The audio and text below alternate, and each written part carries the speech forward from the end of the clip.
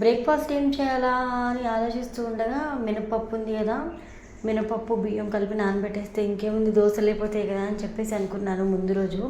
So నానబెట్టేసి దోశలు అయితే వేసాను నెక్స్ట్ డే మార్నింగ్. ఫస్ట్ మా అబ్బాయి అయితే మమ్మీ క్రిస్పీ దోశ ఒకటి ఇవ్వా అని చెప్పి అడిగాడు. ఆ తర్వాత పాప కూడా వచ్చింది, క్రిస్పీ దోశ వేయాలా సాఫ్ట్ దోశ వేయాలా నీకు అంటే క్రిస్పీ దోశ వేయి మమ్మీ అంది. తర్వాత ఇద్దరు ఒకేసారి సాఫ్ట్ దోశ కూడా వెయ్యి అన్నారు. ఆ తర్వాత ఒకసారి కారం వేసి వేస్తావు కదా, కారం దోశ కూడా వేయవా అంటే వేసి పెట్టేస్తాను పిల్లలకి. ఈ స్టాండ్ వచ్చేసి నేనైతే గ్రోసరీ కోసం అయితే తీసుకున్నానండి. అంటే ఉప్పు డబ్బాలు పప్పు డబ్బాలు ఇవన్నీ ఉంటాయి కదా, చిందరవందరికి ఎక్కడ పడితే అక్కడ పెట్టేస్తూ ఉంటాం. అలా కాకుండా చూడ్డానికి నీట్గా ఉంటుంది, ప్లేస్ కూడా సేవ్ అవుతుంది అని చెప్పేసి ఇదైతే నేను ఫ్లిప్కార్ట్లో అయితే ఆర్డర్ చేసుకున్నానండి.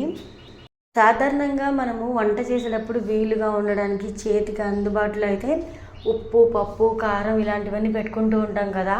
ఫ్లోర్ మీద చాలా ప్లేస్ని అయితే ఆక్యుపై చేస్తుంది అనమాట అలా చేయడం వల్ల.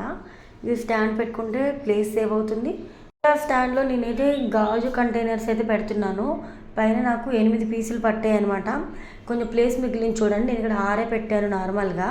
కింద కూడా పెద్ద అయితే పెట్టుకోవచ్చు బాక్సెస్ ఏవైనా కూడా.